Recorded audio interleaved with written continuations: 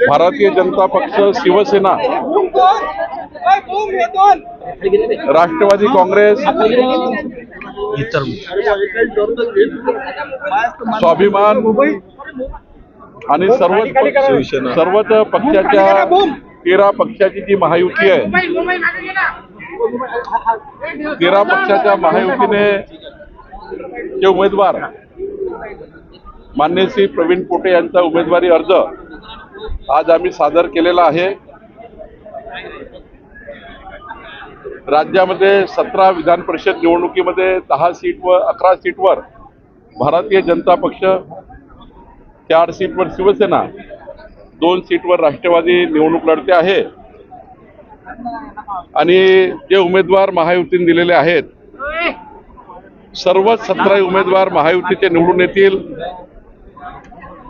मी माननीय पंतप्रधान नरेंद्र मोदीजी, अमित शहाजी, आमचे राष्ट्रीय अध्यक्ष नितीन नवीनजी,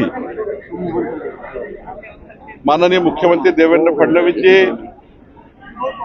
एकनाथ शिंदेजी, सुनेत्रा पवारजी, रवींद्र चव्हाणजी, या सर्वांचे आभार मानतो की यांनी प्रवीण पोटे यांना अमरावती विधान परिषद निवडणुकीचं तिकीट दिलं।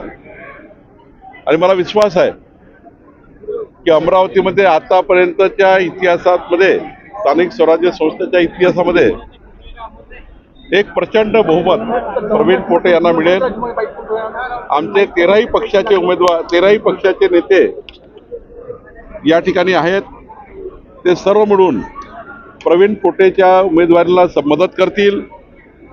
आणि हा मोठा विजय आम्ही राज्याचे मुख्यमंत्री देवेंद्र फडणवीसजी, एकनाथ शिंदेजी, सुनेत्रा पवारजी यांच्या नेतृत्वामध्ये आम्ही करणार आहोत। आणि एक अभूतपूर्व यश आम्हाला अमरावतीमध्ये मिळेल। भाजपा नेते नवनीत राणा असतील किंवा महायुतीचे रवी राणा जे आहेत, आज गैरहजर असल्याचं बोलले जातात, कुठेतरी नाराज असतील पाहतो। मी सकाळीच रवी राणांची चर्चा केली। नवनीत राणाजी, रवी राणाजी दोघेही नाही आहेत। मी स्वतः आज त्यांना उमेदवारी अर्ज भरण्याकरता या ठिकाणी घेऊन येणार होतो, पण दोघेही नाही आहेत।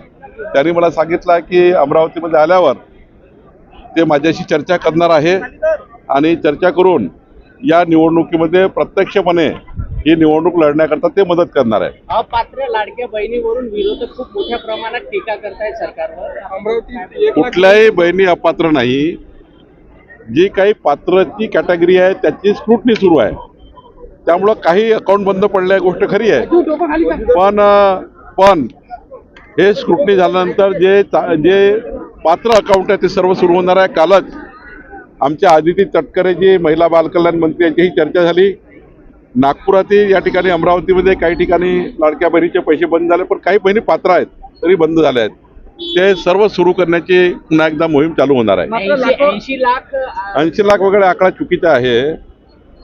आणि मी हे सांगतो की स्क्रुटनीमध्ये कधी कधी अकाउंट बंद पडतात, पण एकदा स्क्रुटनी झाल्यानंतर मात्र पात्र जे असतील त्यांचं जुनंही चालू होईल आणि नवीनही चालू राहील।